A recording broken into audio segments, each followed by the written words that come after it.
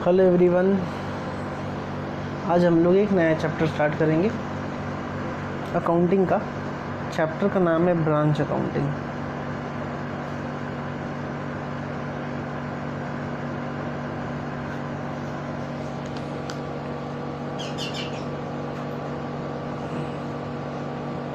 Okay, पहले हम लोग नोट लिखेंगे और फिर जो है वो आगे हम लोग सम्स करेंगे।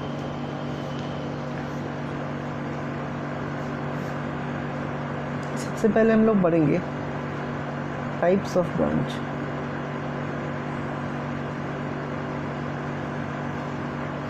दो टाइप का ब्रांच होता है, एक होता है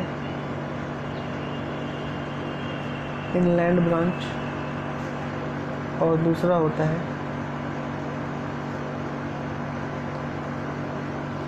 फॉरेन ब्रांच। ओके, दो टाइप का ब्रांच है, एक है इनलैंड और दूसरा है फॉरेन। Inland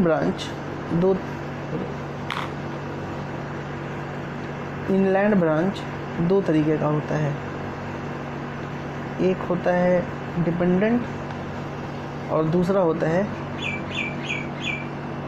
independent branch. ठीक है ना, इंडिपेंडेंट DENT। डिपेंडेंट ब्रांच के बारे में तो हम लोग पढ़े हैं बहुत, अभी हम लोग इंडिपेंडेंट ब्रांच और फॉरेन ब्रांच के बारे में पढ़ेंगे। ठीक है, क्योंकि ये एक बार भी नहीं पढ़ा हुआ है ग्रेजुएशन लेवल में किसी का भी। तो नोट लिखना है पहले इंडिपेंडेंट ब्रांच का।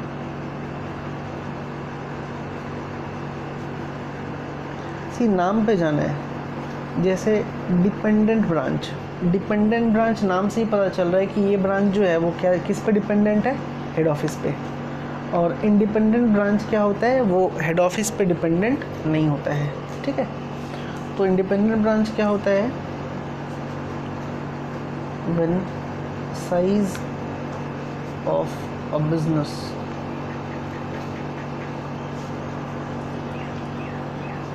Is big and it is desirable that account of branch shall be maintained by the branch itself. Then such type of branch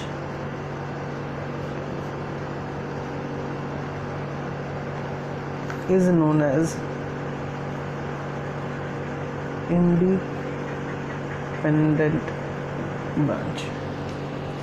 क्या होता है सर इंडिपेंडेंट ब्रांच, जब बिजनेस का साइज बड़ा हो जाता है और books of accounts head office maintain नहीं कर सकता ब्रांच का, तो उस केस में हेड ऑफिस जो है वो ब्रांच को बोल देता है तुम खुद बुक्स ऑफ अकाउंट्स अपना मेंटेन करो, और जैसे ही पीरियड एंड हुआ, क्वार्टर एंड हुआ या फिर ईयर एंड हुआ, तुम स्टेटमेंट मेरे पास भेज दो। ऐसा कौन बोलता है, हेड ऑफिस बोलता है ब्रांच को।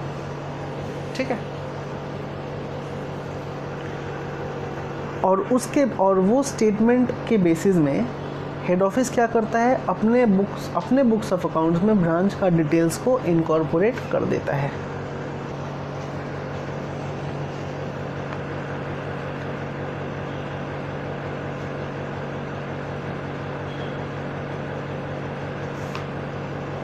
Each independent branch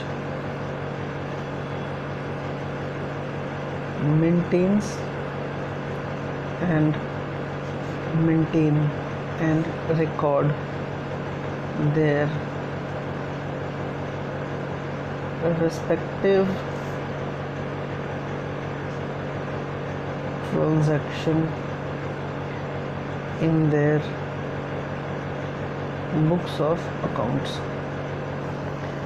क्या लिखा हुआ है, जो इंडिपेंडेंट ब्रांच है ना वो अपना रिकॉर्ड मेंटेन करता है ठीक है ना, जो जो भी ट्रांजैक्शन हुआ है उस पर्टिकुलर ब्रांच में। द हेड ऑफिस को हम लोग HO लिखेंगे। The head office maintains one ledger account for each such branch. जो हेड ऑफिस है ना, वो एक ही लेजर अकाउंट मेंटेन करता है हर एक ब्रांच के लिए, ठीक है ना, जिसमें हर एक ट्रांजैक्शन को हेड ऑफिस रिकॉर्ड करता है। The head office maintains one ledger account for each such branch where all transactions between head office and branch is recorded। सही है। डिटेल बुक्स ऑफ अकाउंट्स कौन मेंटेन करता है? ब्रांच। हेड ऑफिस जो है वो क्या करता है? सिर्फ और सिर्फ एक ही अकाउंट मेंटेन करता है ब्रांच का। आगे बढ़ते हैं।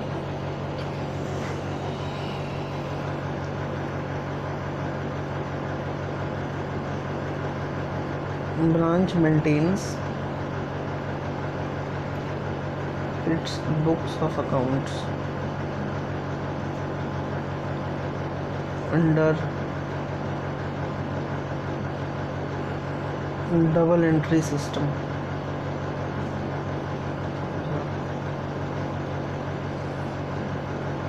Branch open in its books a head office account to record all transactions that take place between head office and branch।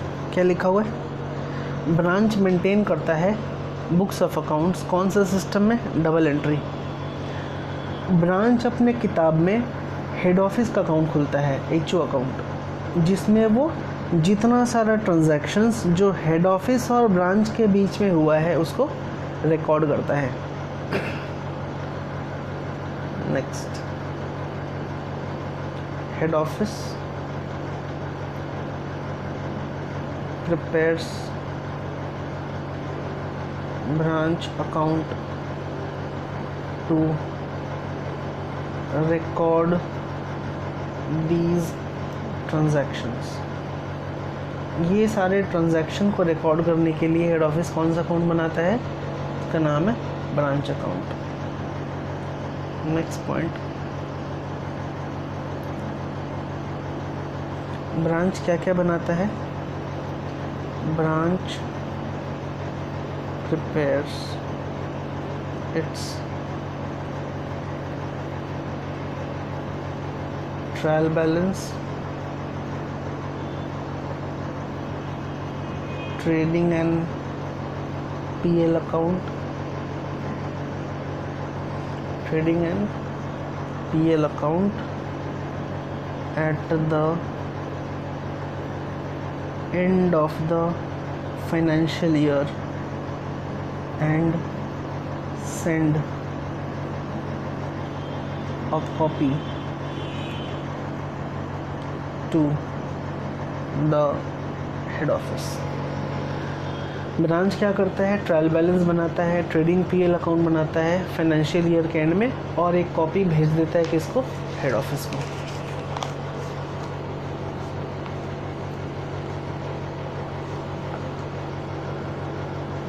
Third step, क्या होगा? हाँ,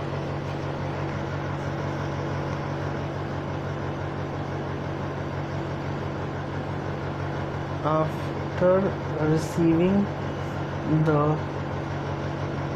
financial statement,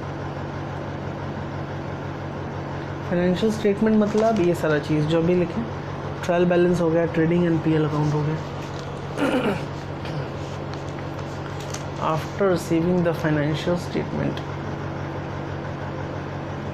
from branch, the head office prepare a reconciliation statement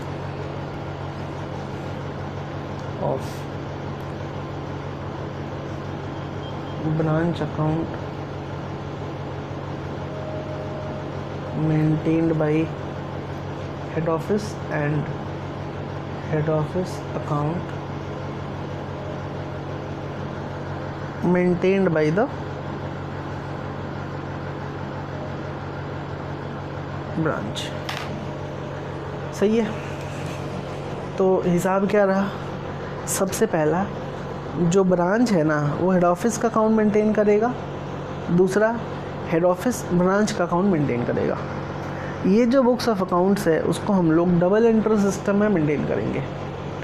branch क्या करेगा, branch trial balance बनाएगा, trading account बनाएगा, PL account बनेगा financial year के and में, और इसका कॉपी भेजेगा वो किसको, हेड ऑफिस को।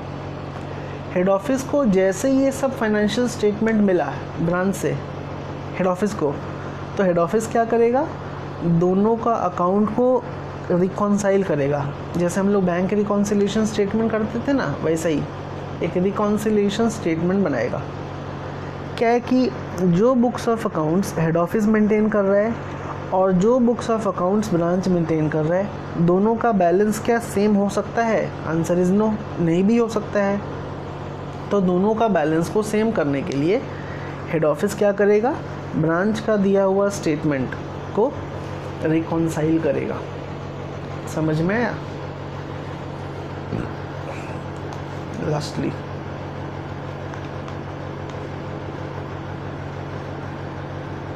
आफ्टर रिकॉन्सिलिएशन हो जाने के बाद हेड ऑफिस क्या करेगा, head office passes necessary journal entries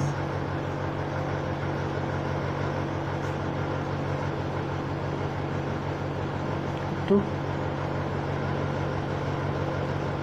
incorporate branch trial balance in its books। यह रिकॉन्सिलेशन के बाद हेड ऑफिस क्या करेगा, एंट्री पास करेगा, जर्नल एंट्री पास करेगा, जिससे ब्रांच का ट्रायल बैलेंस को अपने बुक्स ऑफ अकाउंट्स में इनकॉर्पोरेट कर ले। आई होप ये समझ आया सभी को।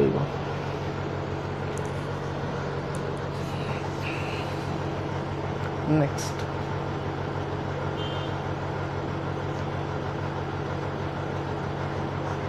हम लोग जर्नल एंट्रीज पढ़ेंगे और फिर हम लोग इसका सम्स करेंगे।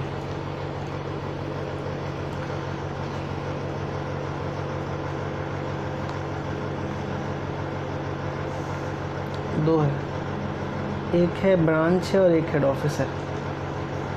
तो एक काम करते हैं, हम दो कॉलम बनाना है जिसमें एक हेड ऑफिस का जर्नल रिकॉर्ड करेंगे और दूसरे, अच्छा एक काम करते हैं, 3 कॉलम बना लेते हैं। तो क्या होगा, एक हो गया अपना बुक्स ऑफ हेड ऑफिस और दूसरा हो गया अपना बुक्स ऑफ ब्रांच, और ये पर्टिकुलर्स वाला कॉलम है। सबसे पहले क्या होता है, जो हेड ऑफिस है ना, हेड ऑफिस तो ब्रांच के पास गुड्स भेजेगा for goods sent to branch by head office. देखना है सर ध्यान से, हेड ऑफिस ब्रांच के पास गुड्स भेजा तो हेड ऑफिस अपने बुक में क्या एंट्री पास करेगा, ब्रांच के पास गुड्स गया, और हम लोग क्या जानते हैं, डेबिट द रिसीवर होता है, क्रेडिट द गिवर होता है ना। तो हेड ऑफिस अपने किताब में रिसीवर यानी कि ब्रांच अकाउंट को डेबिट कर लेगा to goods sent to branch, GSTB, ठीक है ना। और ब्रांच अपने किताब में क्या एंट्री पास करेगा, ये तो ब्रांच के लिए परचेज़ हो गया ना एक टाइप का। ब्रांच परचेज़ कर नहीं रहा है, हेड ऑफिस से उसको मिल रहा है, तो परचेज़ अपने लिए डेबिट होता है ना। तो ब्रांच अपने बुक में एंट्री करेगा क्या, goods from head office account debit to head office, ठीक है ना। Next, for return of goods by branch to head office. अगर ब्रांच हेड ऑफिस को गुड्स रिटर्न करता है तो ऊपर वाले एंट्री को हम लोग क्या कर लेंगे, रिवर्स कर देंगे। भेजने का एंट्री है branch account debit to goods sent to branch, return आने का एंट्री क्या हो जाएगा, goods sent to branch account debit to branch. और ब्रांच अपने बुक में क्या एंट्री पास करेगा, उल्टा, head office account debit to goods from head office. सही है। नेक्स्ट, ब्रांच का तो कुछ अपना खर्चा हो सकता है ना,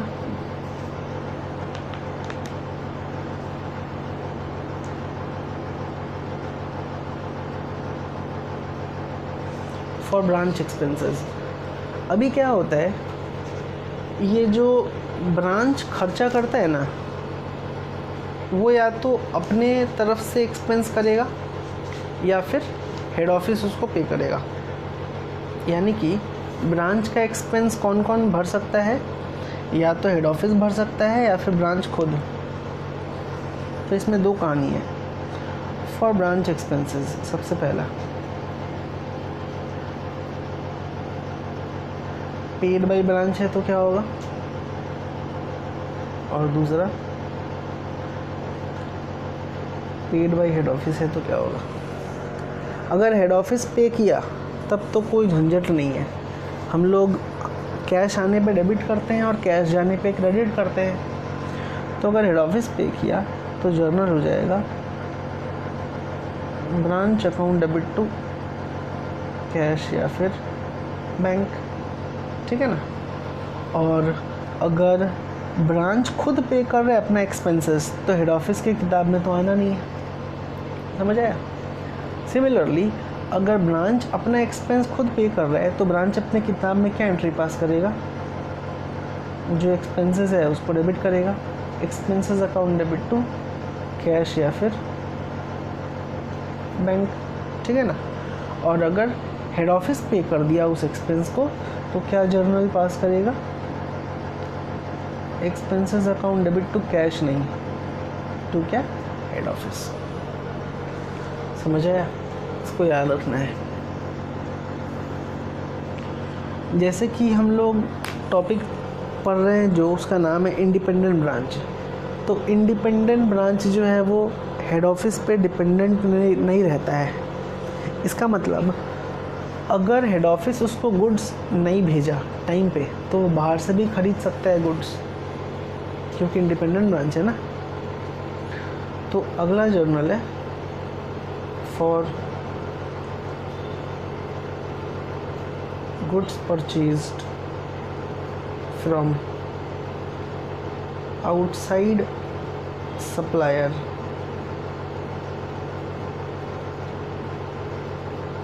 बाई ब्रांच।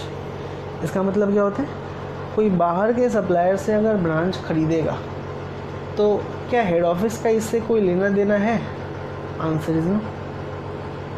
लेकिन ब्रांच तो खरीद रहा है ना, और गुड्स खरीदने का एंट्री क्या होता है, purchase account debit to cash. और अगर क्रेडिट में खरीद रहा है तो purchase account debit to creditors. समझ आया।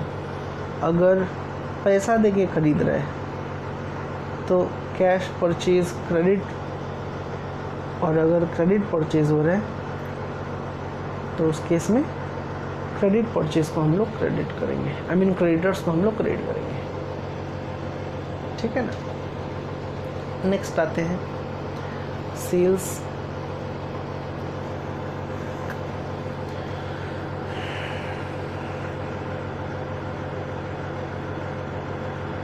For sales.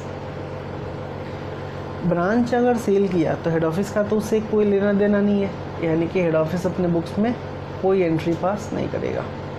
ब्रांच अपने बुक में क्या एंट्री पास करेगा, अगर कैश में बेचा है तो कैश अकाउंट डेबिट होगा, और अगर क्रेडिट में बेचा है तो डेटर्स अकाउंट डेबिट होगा टू सेल्स।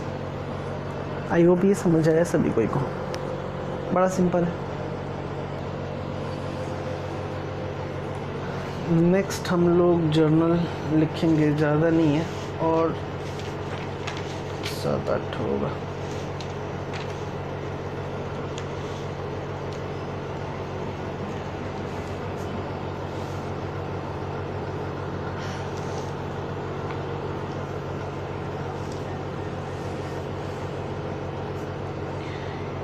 ये हो गया बुक्स ऑफ हेड ऑफिस, ये हो गया books of branch.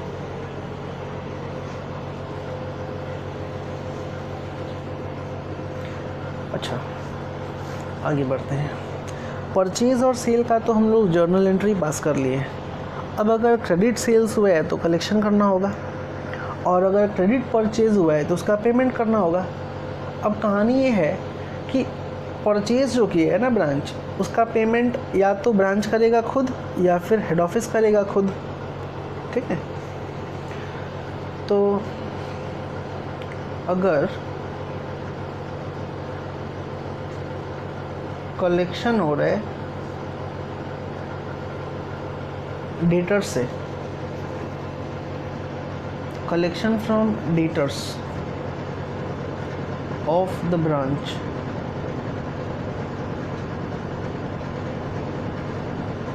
Received by head office, यानी कि डेटर से कलेक्शन किया, ये डेटर्स कौन है, ब्रांच का, और मिला किसको, हेड ऑफिस को।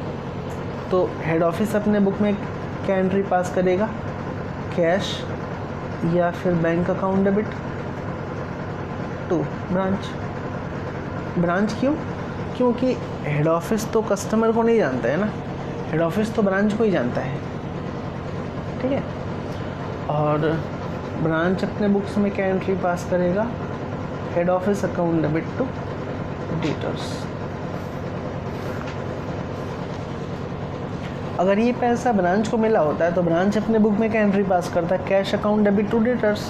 लेकिन पैसा ब्रांच को थोड़ी मिला है, पैसा तो हेड ऑफिस को मिला है ना, इसीलिए कैश के बदले में हम लोग क्या लिखे हैं, हेड ऑफिस लिखे हैं। नेक्स्ट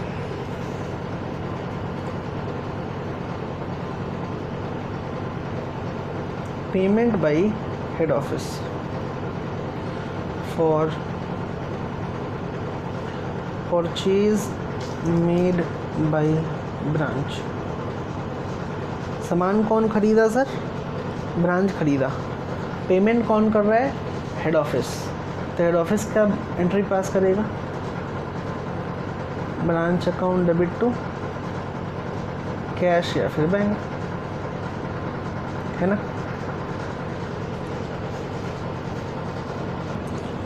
ब्रांच अपने बुक में क्या एंट्री पास करेगा, परचेज अकाउंट डेबिट या फिर creditors account debit to head office. Creditors का नाम कब आएगा, जब ये क्रेडिट परचेज है तो, ठीक है ना। जब क्रेडिट वाला परचेज है तो क्रेडिटर्स, और जब कैश वाला परचेज है तो परचेज अकाउंट डेबिट।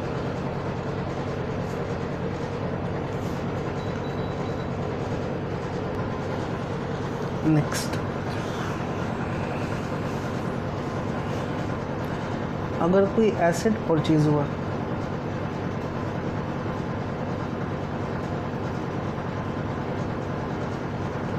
ब्रांच अगर एसेट खरीदा तो हेड ऑफिस के बुक में तो कोई एंट्री नहीं होना चाहिए, ब्रांच अपने किताब में क्या एंट्री पास करेगा, एसेट खरीदा है तो asset account debit to bank, अगर कैश में ख़रीदा है तो, या फिर क्रेडिटर्स, अगर क्रेडिट में ख़रीदा है ना तो क्रेडिटर्स, अगर कैश या फिर चेक देके ख़रीदा है ना तो बैंक।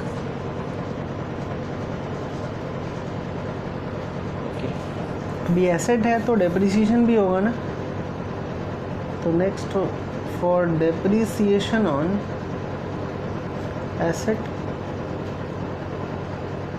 Purchased by branch. ध्यान देना सर सभी कोई, एसेट खरीदा ब्रांच तो हेड ऑफिस अपने किताब में एंट्री नहीं पास किया, सिर्फ ब्रांच किया अपने बुक में।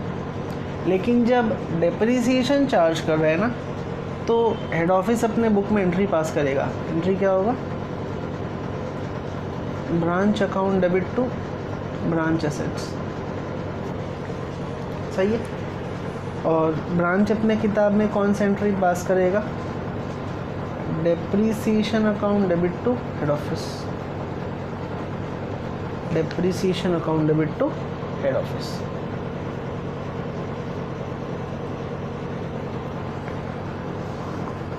नेक्स्ट,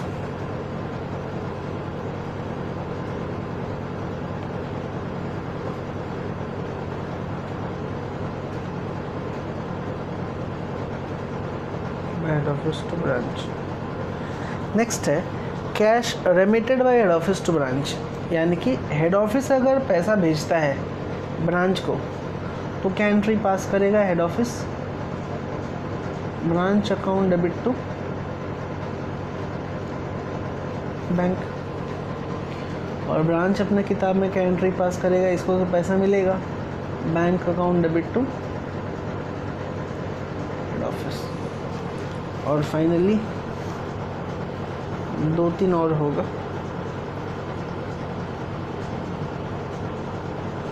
कैश रेमिटेड बाई, अब की बार branch to head office. See, अगर हेड ऑफिस भेजा ब्रांच को तो एंट्री होगा branch account debit to bank, और ब्रांच में bank account debit to head office. अभी अगर ब्रांच भेजा हेड ऑफिस को तो उल्टा कर देंगे, यानी कि इसके हेड ऑफिस के बुक में एंट्री होगा bank account debit to branch,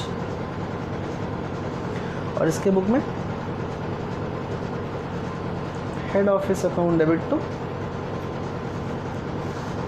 bank. I hope समझ आ रहा है सभी को। नेक्स्ट,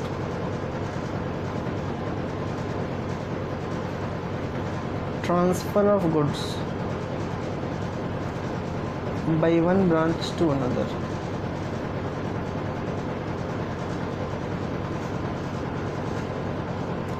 एक ब्रांच किसी दूसरे ब्रांच को अगर कोई गुड्स ट्रांसफ़र करता है तो हेड ऑफिस के बुक में क्या जर्नल पास होगा,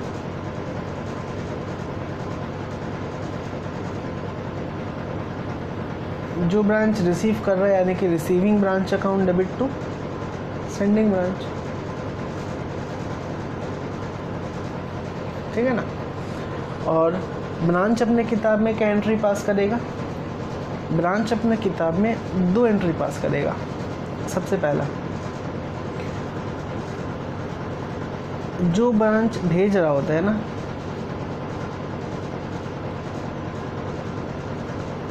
सेंडिंग ब्रांच का head office account debit to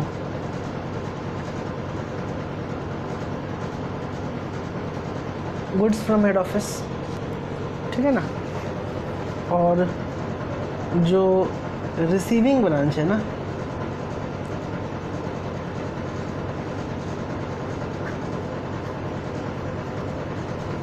receiving branch अपने किताब में क्या एंट्री पास करेगा,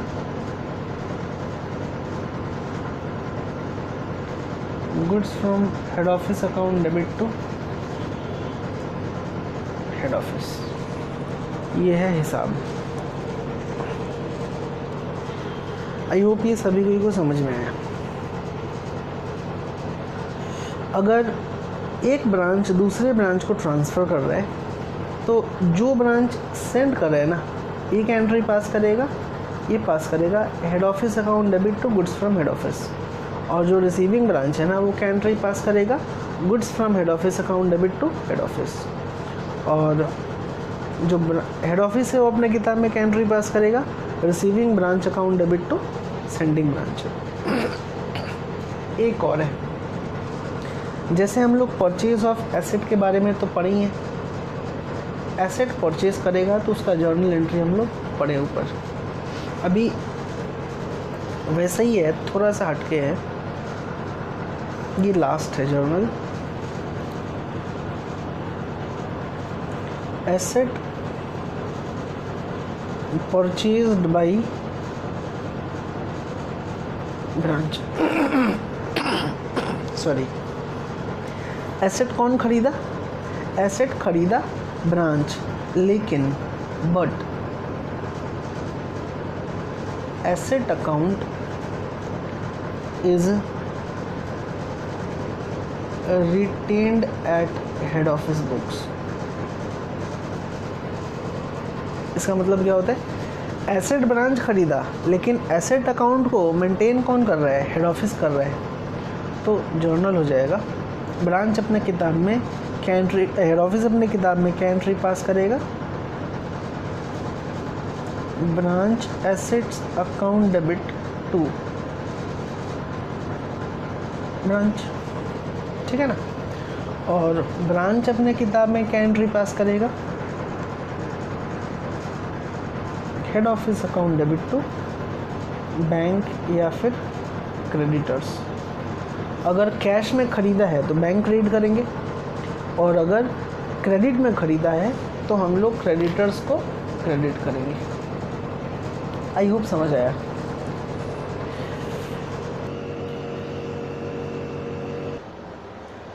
ओके, आगे बढ़ते हैं हम लोग।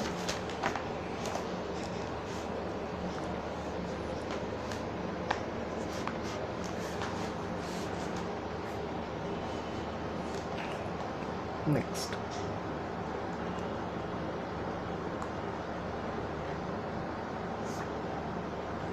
अगला हेडिंग है adjustment and reconciliation of branch and head office account. Branch का और हेड ऑफिस का अकाउंट का एडजस्टमेंट और रिकॉन्सिलिएशन हम लोग कब करेंगे। सबसे पहला चीज़ याद रखना है, अगर ब्रांच अकाउंट जो मेंटेन हो रहा है हेड ऑफिस के बुक में और दूसरा हेड ऑफिस का अकाउंट मेंटेन हो रहा है ब्रांच के अकाउंट में, अगर ये सेम नहीं है, टैली नहीं कर रहे हैं, तो हम लोग फाइनल अकाउंट बनाने के पहले क्या करेंगे, रिकॉन्सिलिएशन करेंगे।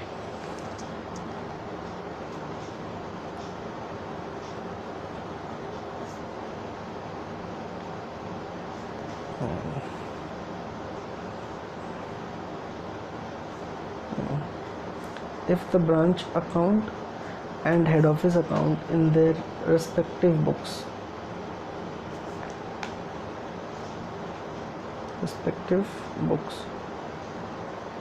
does not match, then reconciliation is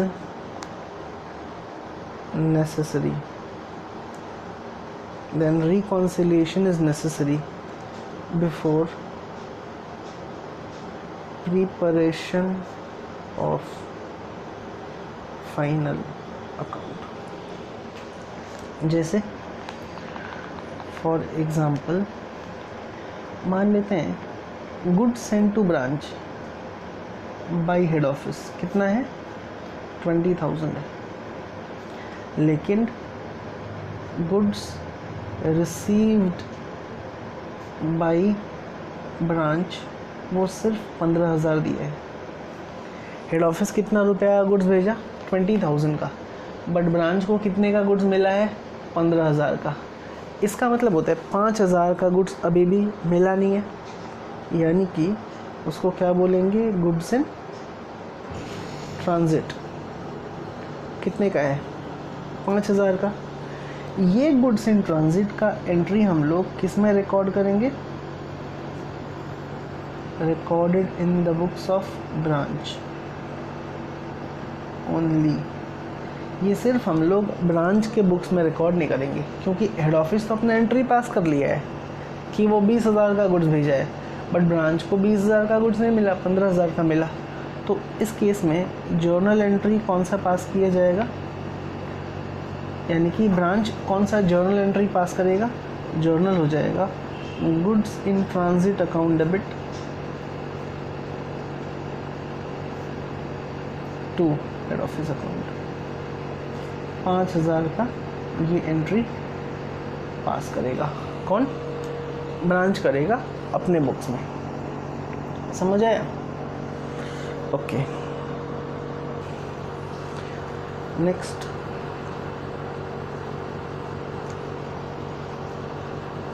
other types of reconciliation includes। other type of reconciliation क्या क्या हो सकता है, जैसे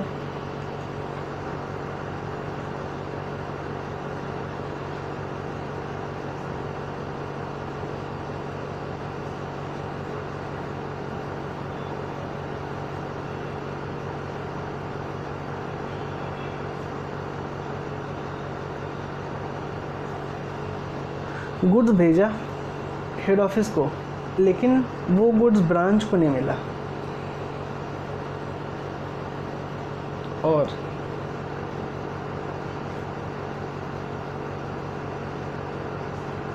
goods returned by branch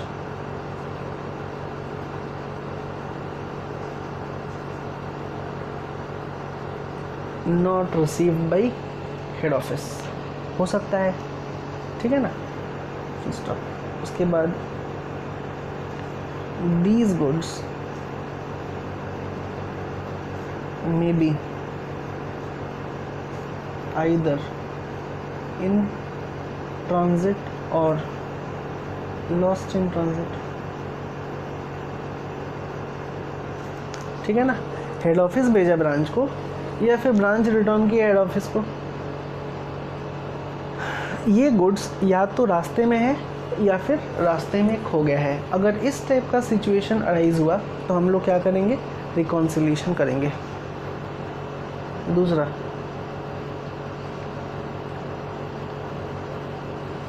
amount remitted by head office to branch, या फिर by branch to head office, कुछ भी हो सकता है। पैसा या तो हेड ऑफिस भेजा ब्रांच को, या फिर ब्रांच भेजा हेड ऑफिस को। Amount remitted by is still in transit, मतलब अभी तक पहुंचा नहीं है, ठीक है ना। नेक्स्ट,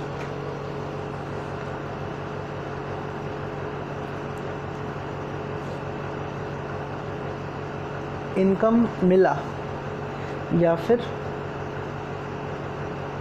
पेमेंट या फिर expenses related to branch transacted by the head office is not recorded in the books। ये टाइप अगर सिचुएशन राइज हुआ है तो हम लोग क्या करेंगे, सबसे पहले रिकॉन्सिलिएशन करेंगे, फिर जाके हम लोग फाइनल अकाउंट का प्रिपरेशन करेंगे। आई होप ये समझ आया सभी को।